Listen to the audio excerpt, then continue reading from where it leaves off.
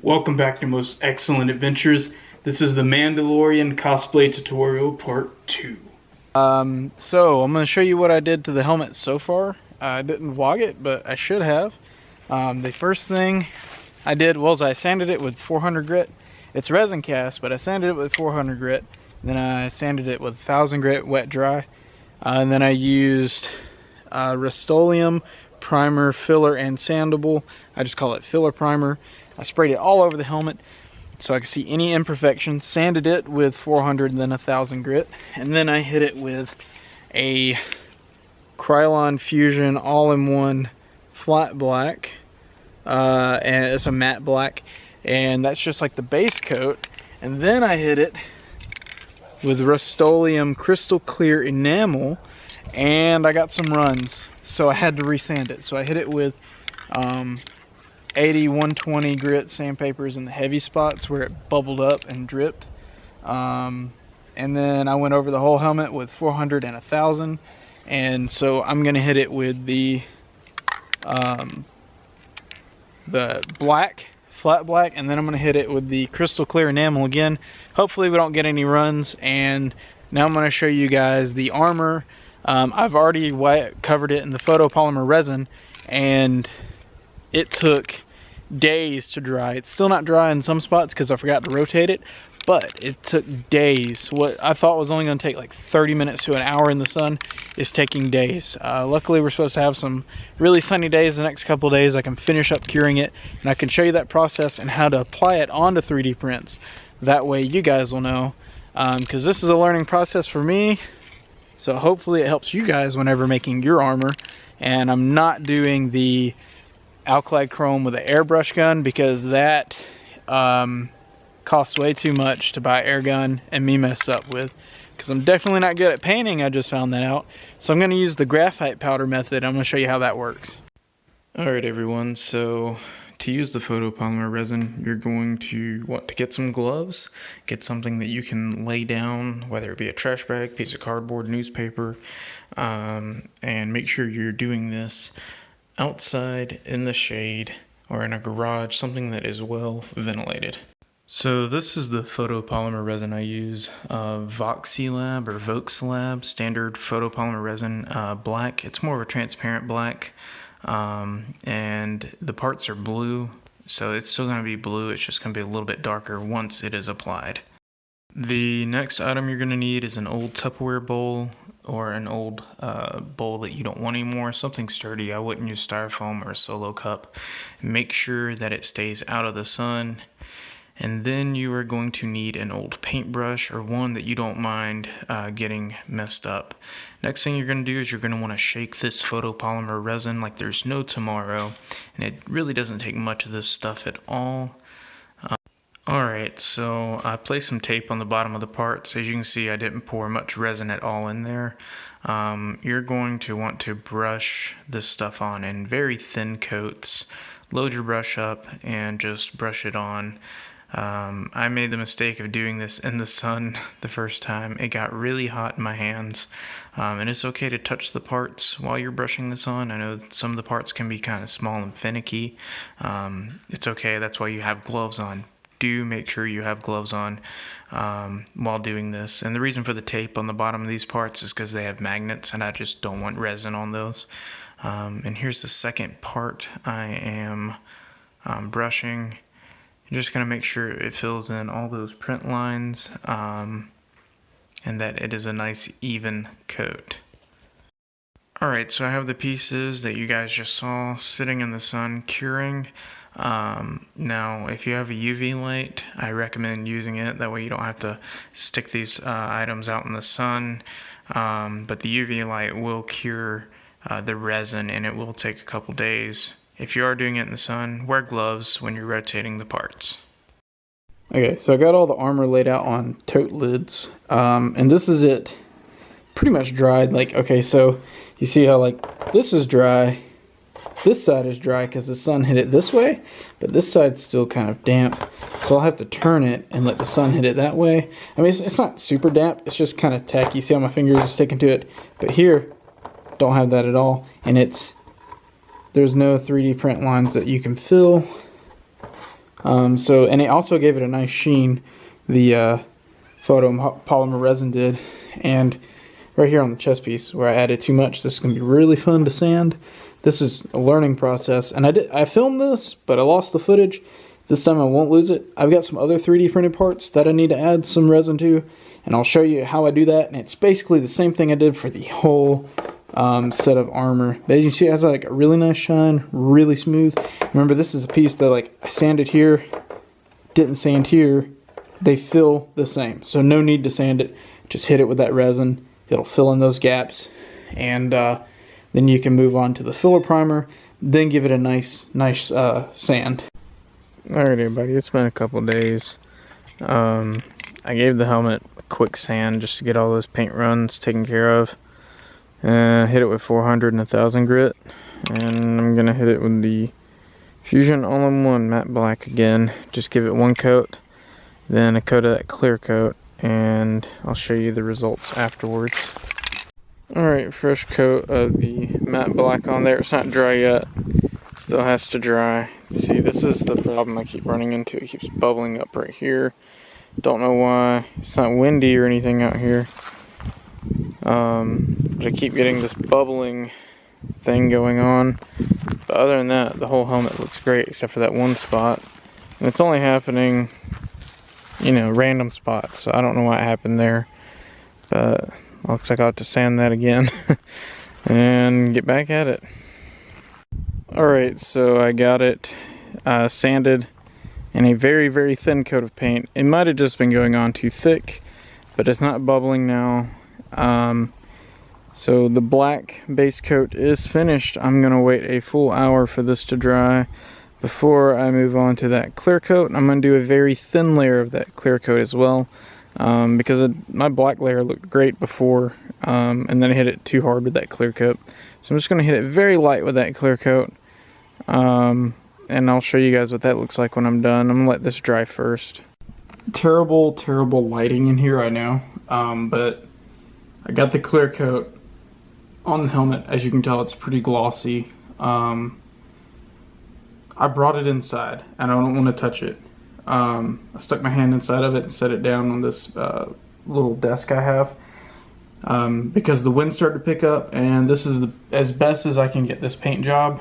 Now, the reason I'm so particular on getting the paint job, the gloss and the black perfect, is that the graphite powder here, which is the next process, once this clear coat dries, it's going to go on over this mirrored finish. That's what's going to give the graphite powder a mirrored look.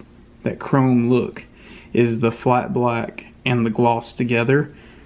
Then I'm going to do the 2K clear coat. But so I've got this inside now drying, and all the other parts are outside. So I'm having to do a voiceover on the next couple clips because the wind was just so rough this day. But this is the parts with the filler primer. As you can tell, there's hardly any print lines at all. That's a piece that was not sanded, and then the piece beside it is what was sanded. There are a few small print lines, but that's what the resin and the filler primer is for. It helps fill those in to reduce your sanding time. Now the next couple parts I'm going to hit with the filler primer as well, and this is the result afterwards. Everything has been coated, all the print lines are done. These little pulse rifle shells are really hard to paint, so you have to paint one side with the filler primer, let it dry, then roll it over.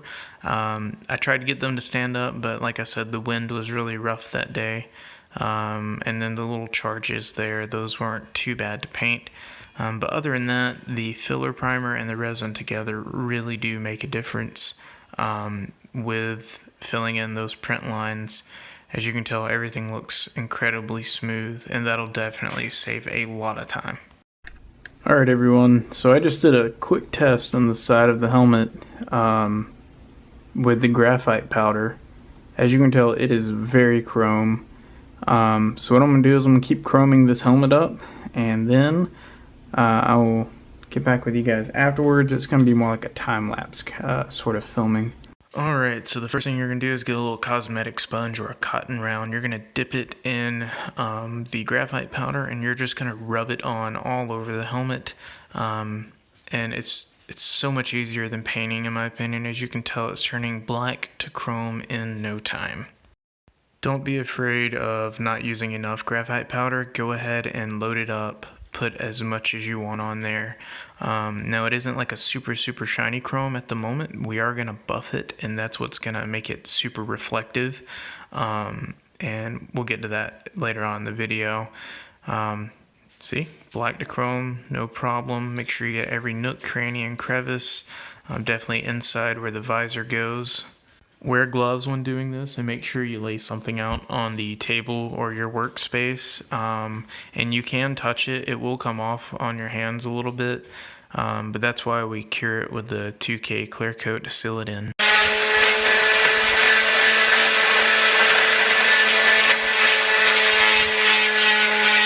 Alright, so here we go. I'm just sanding with some 400 grit sandpaper. On the really heavy spots where I added too much resin, I will have to use some like 120 to 40, whatever grit, a little bit rougher grit sandpaper. But I'm just using an electric sander. As you can tell, it's very loud and noisy. This piece looks really smooth, ready to be hit with some thousands. Go ahead and throw you on a audiobook or some good tunes on a Bluetooth speaker. Make sure you change out your sandpaper regularly. That way you're getting some nice even sanding. Make sure everything's like really smooth. This way it's gonna be for all the sanding. I didn't film all of it, but yep, just sand all the pieces down. It has been a long day. So I got all the sanding done except for the pistol. I'm going to sand it in just a moment. So what I did, I got everything sanded. I got the chest piece fixed. It just needed a lot of TLC on that one side, the breastplate right there. So what I've done is I've washed all of this off with just water and like a shower head thing. That way it's a little bit easier. And now I'm about to hit it with that Fusion Krylon that I've been showing you guys, the all-in-one matte black. These are all the Beskar pieces, or anything that's getting the graphite powder is getting this treatment. The other things that take other paint treatments, other colors, they're on the inside. This is the only stuff I care about covering with that 2K clear coat. I wouldn't mind doing it to the whole armor, but I'm ready to wear the helmet and I don't have the other paint right now. So I'm just gonna go ahead and do this stuff, and the other stuff can get a regular clear coat because I don't want to put like the 2K clear coat on like a brown that's not supposed to be like super glossy anyway. So I'm gonna go ahead and paint these. I'm gonna try to film from far away, that way you guys can actually see me painting, the painting process, things like that. I just don't want to get anything on the lens. I almost forgot. So actually, before I start painting these, I'm going to glue together the like the Mudhorn insignia on like this on the shoulder plate, and I'm gonna put the whistling birds together. I use Gorilla Glue, super glue, and I use E6000. This stuff takes a while to hold. This stuff doesn't. So this holds this while it's drying, and you can paint over it, it's no problem. But I'm painting underneath things like a little button pad that's got to go on. I'm going to do that first. Alright, so this is the gauntlet here for the whistling birds. It gets this little button pad that just is supposed to fit up in there. Right there. Yeah, it fits better the other way. This way around. Yeah, and then it gets this little side piece, gets glued onto the side there, and of course the actual whistling birds part on top. And now this has the holes in it, and it's hollowed out, so if I want to put batteries and stuff in there and install the lights, I could do that. I'm going to glue that together real quick. Don't know how well it's going to look on camera, but I'm going to try. Alright, I'm going to speed this up just for the sake of you guys. So just take a little dollop of the A6000 and put it on the area, like right in the middle, and then around the outside of that little dollop you put, go ahead and put some Gorilla Super Glue, and that will hold the piece in place while the E6000 dries. It's kind of hard to do all this on camera, but just like that, let it sit before you add another piece, and it's good to go. Alright, so for the little button pad, I actually had to sand it down a little bit to fit. A little dollop in there, and I didn't use any super glue there. And now I'm adding on the whistling birds, same thing, super glue, E6000. And I'm just going to hold it in place, and that one gauntlet's done. I used to use a little stick to clean up a little bit of the excess glue. Next piece is the little diamond that goes in the middle of the breastplate. I went ahead and put it on the diamond and then placed it directly in the middle where I think it looks great. Alright, same thing for the mud horn here. Put a little bit on the insignia and then I mounted it onto the pauldron, held it in place. Now I did go back and put a little extra Gorilla Super Glue under there to hold it on, because as you can see it has a little gap right there. I'm not sure why mine was like that, but I made it work, no problem. Alright everyone, I've got everything glued down in order to my liking. Everything's sanded, washed. Now I'm going to go ahead and spray it with that spray paint. The black Krylon, I believe, all in one, matte black.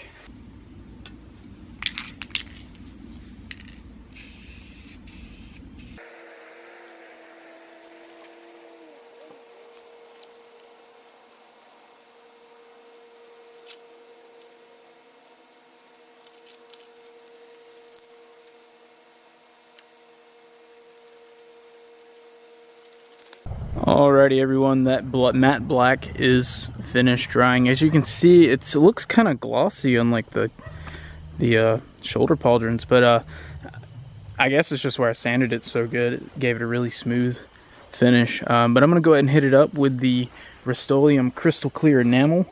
Let that dry, and then I'm going to hit it with that graphite powder, buff it, and then 2K clear coat it.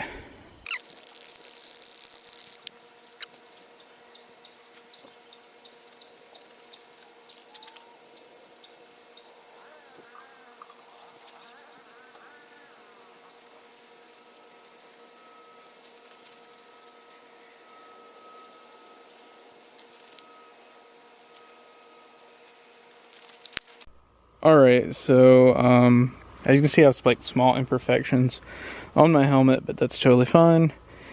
So this is just the basic graphite treatment. I'm about to hit it with more graphite, and then I'm going to buff it out with these little cotton rounds right here to give it some extra shine. Alright, so the reason I'm hitting it with the graphite powder again is that it was sitting for a couple days, and I just want to make sure that I got a really nice coat of that graphite powder on there. And sorry for the length of the video, I am trying to speed things up. Been playing with my dog a little bit in the background there. But now I'm buffing it with those cotton rounds just to give it that nice reflective shine.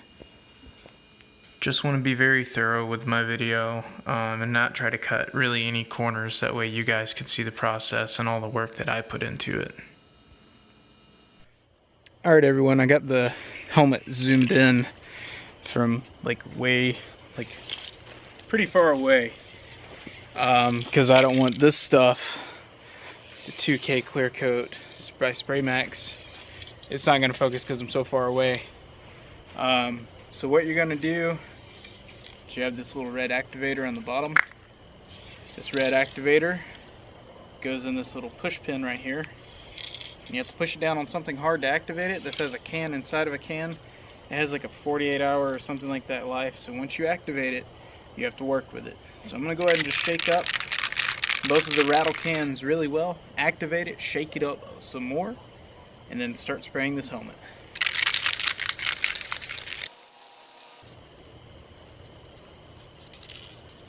Alright, so let's see if I can activate this by hand. If not, then I'm going to put it on a hard surface.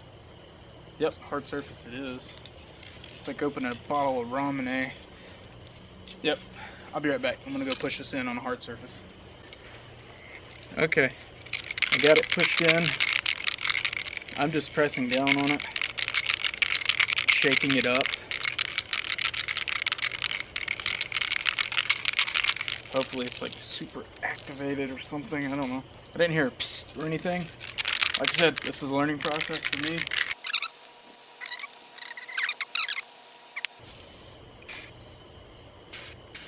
Sorry everybody, it was floating towards the camera. I had to move it. I don't have like a clear screen or studio or anything. So I'm gonna go ahead and spray this. You're probably gonna hear my dog sneeze because she hates spray paint.